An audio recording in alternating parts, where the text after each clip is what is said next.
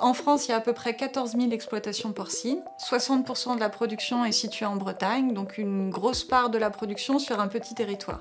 Pour autant, c'est pas vraiment une idée bretonne qui a conduit à l'émergence de Jeep. On est surtout parti du constat que l'environnement est plutôt perçu comme une contrainte à ce stade. Les exigences viennent plutôt de l'extérieur, par la voie réglementaire, et on avait envie d'internaliser cette gestion au niveau des élevages, de la confier aux éleveurs, comme ils gèrent leurs aspects économiques ou sanitaires. Donc ça, c'est l'idée de départ de Jeep. L'un des moyens d'information qu'on a spécifiquement auprès des éleveurs, c'est l'outil de la formation. Et en 2014, j'avais monté une formation qui a concerné 21 éleveurs et qui a permis de former à l'utilisation de Jeep. Donc actuellement, on a une centaine d'éleveurs actifs dans Jeep qui ont renseigné leurs données et qui ont été jusqu'au calcul de leurs indicateurs de performance environnementale. Et puis là, on est chez Jean-Paul, qui est donc un des éleveurs qui a calculé ses premières valeurs de performance environnementale l'année dernière. L'environnement, on ne l'a pas découvert, je dirais, ces dernières années. L'environnement, ça fait partie de notre quotidien, quoi. On a fait une année d'enregistrement. Et ça nous a permis d'avoir déjà des données, de se comparer à d'autres élevages. On utilise aussi les matières premières de l'exploitation, parce qu'on produit nos céréales sur l'exploitation. Ça nous a permis de comparer et d'avoir une base de données. Et dans les années à venir, on va voir comment on peut faire évoluer ces critères, quoi. Donc Jeep fonctionne en réseau.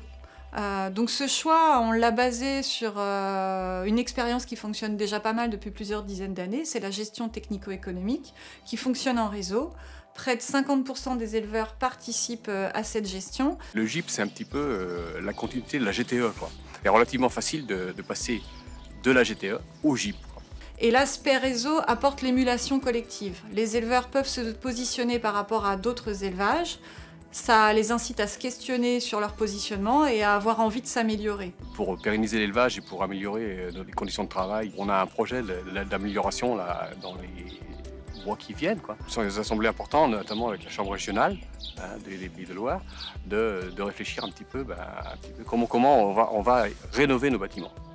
Pour nous, Jeep doit être utilisé par un plus grand nombre d'élevages, doit amener les éleveurs à se poser des questions sur leurs valeurs et doit surtout les amener à améliorer leur performance environnementale. Puisque dans l'outil, on a aussi recensé toutes les bonnes pratiques environnementales d'élevage qu'on connaissait et on y trouve une information sur les coûts, l'efficacité environnementale, la faisabilité de mise en œuvre. L'énergie, c'est notre point faible.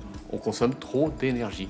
Voilà, donc il faut arriver demain à trouver des solutions pour diminuer la consommation d'énergie.